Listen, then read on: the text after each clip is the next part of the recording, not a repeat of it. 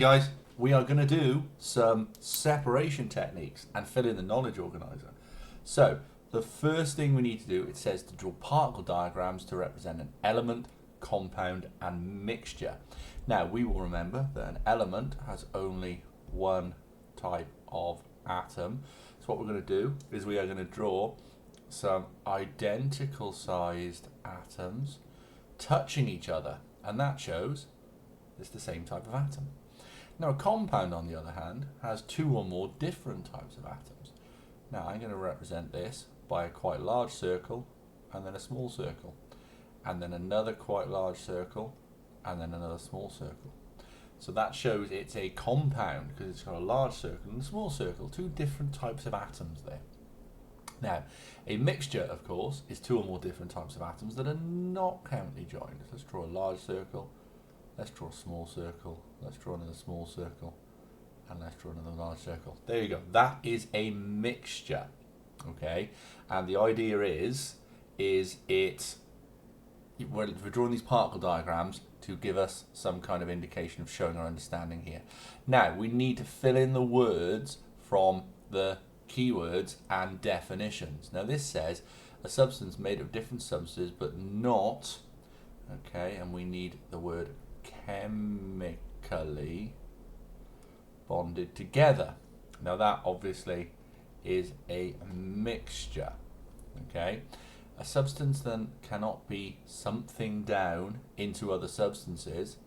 That would be broken down into other substances, okay? And that is an element. Now we have a substance made of two or more elements. That's a compound, so we're talking about chemically bonded together. That's a compound. Lovely. Page 1 down. Let's now have a look at page 2. It says, use the diagrams below and use the words solute, solvent, and solution to describe how a solution is made.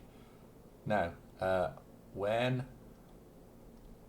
a solute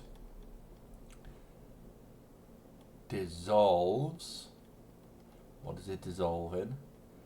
In a, which one of those two does it dissolve in? That's right, it's a solvent. When a solute dissolves in a solvent, it makes a solution. Nice, okay. So when a solute dissolves in a solvent, it makes a solution. There you go. That's that. Now, more keywords here. You've got to fill in the keywords from this. Now, these are about solvents, solutes. This is a mixture of liquid and a solid or gas, okay? So that would be our solution, okay? Liquid which dissolves a solid or gas, and solid or gas that dissolves in a liquid. Well, that's our solvent. And the solid or gas that dissolves in a liquid is our solute. Now, we need to remember those words, okay? Nice. Next, we have some separation techniques, and we have to know which one is which. Now, this one has a filter paper and a filter funnel. This one, as you might be surprised to learn, is filtration. Now, this one is probably the most complicated one and doesn't really link to the name very much. This is distillation. You remember distillation. Now you'll remember this involves evaporation here and condensation here. This one down here containing chromatography paper, well, lo and behold, that is chromatography. And the one with the evaporating basin is evaporation. Some of those names are very tricky to remember, I get it. Now, you then need to rearrange the sentences below to describe and explain how filtration can be used to separate sand from a mixture of sand and sugar. So you've got sand and sugar, okay? Now, our sentences are, sugar dissolves in water, sand does not. Sand is left as residue in the filter funnel.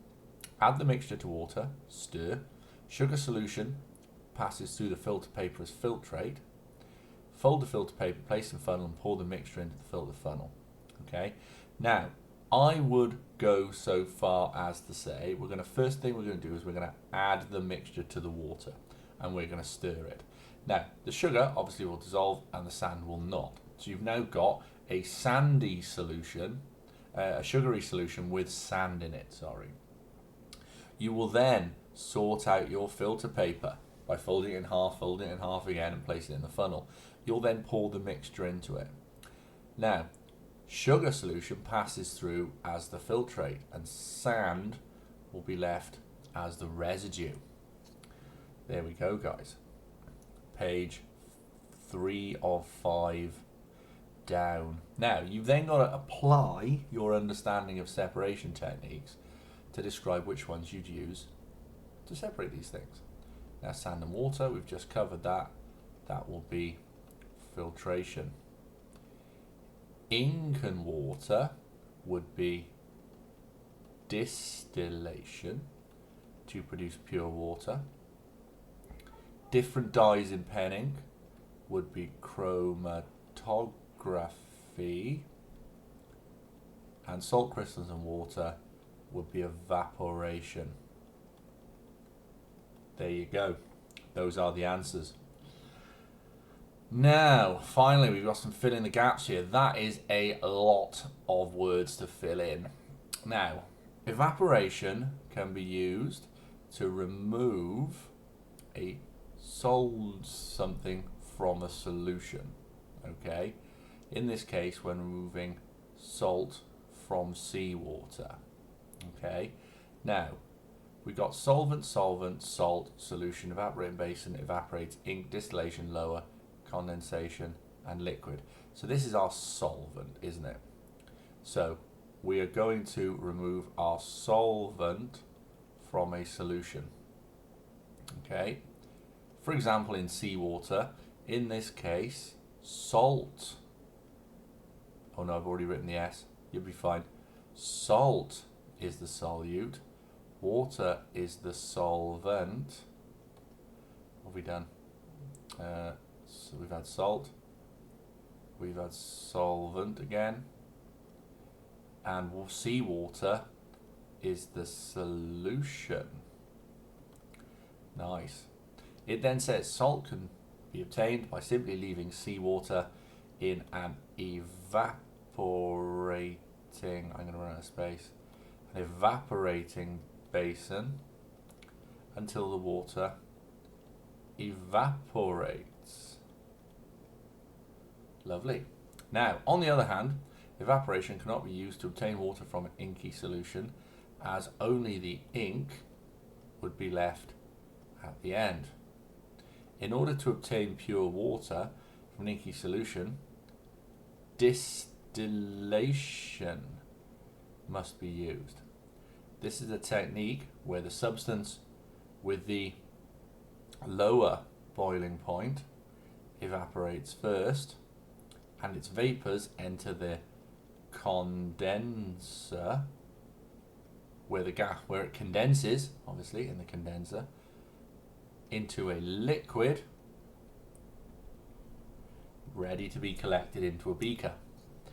There we go. That was a lot of filling in the words. Now, last page.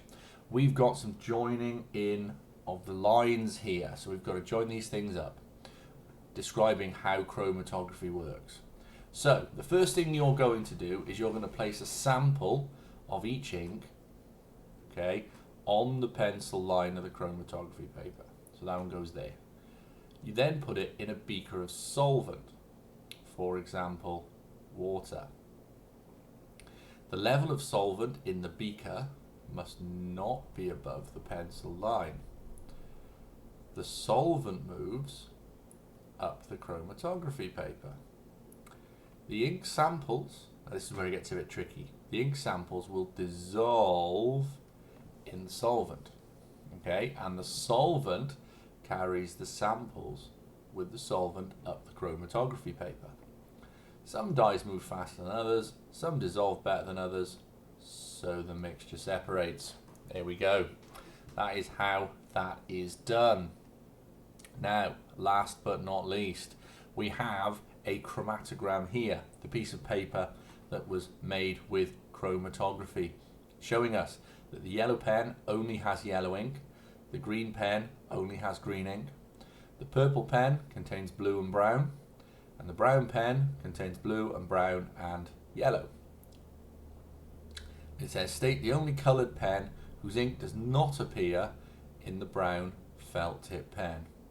Okay, so state the only coloured pen where the ink does not appear. So basically, which of these is not in the, which of these here, I really can't see me gesturing with my pen, is not in the brown? Well, it's the green, obviously, because it's not, there's no green blob there. No. Right. How many inks make up each colour pen? Easy peasy. Let's do this. Yellow, how many blobs are there? There's one. Fantastic. Green, how many blobs are there? There is just one again. One there. Okay. Purple, how many blobs do we have? We have 1 and 2.